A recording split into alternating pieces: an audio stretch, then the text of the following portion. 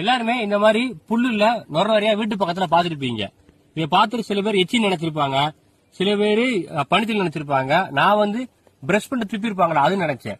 ஆனா இதை பத்தி படிக்குமா தெரிஞ்சு இது என்ன அப்படின்னா ஃப்ராக் ஓப்பன் பூச்சி இருக்கு. அந்த பூச்சியோட இளம் வயது பூச்சியான ஸ்பிட்டில் பக் அதோட வீடு இது. சரி, ஏன் இந்த மாதிரி நிறைய இருக்கு அப்படின்னா இந்த ஃப்ராக் ஓப்பன் என்ன செய்யணும், உடனே முட்டை போட்டு போயிடும். அந்த முட்டை தனக்கான காலம் வரும்போது குஞ்சு பொரிச்சு வரும். அந்த குஞ்சுகள் தான் இப்படி அங்கங்க போய் உட்காந்து இந்த பச்சை புல்லுலயோ இல்ல வயல்லயோ உட்காந்து அந்த இலைய ஓட்ட போட்டு அதுக்குள்ள சத்தப்புல உறிஞ்சு சாப்பிடும். சாப்பிட்ட பிறகு உடம்புல இருந்து ஒரு திரவம் வெளியே வரும். அந்த திரவம் காத்துல பட்டோன்னே இந்த மாதிரி நுரையா வெள்ளை வெள்ளைன்னு ஃபுல்லா அது மூடிடும்.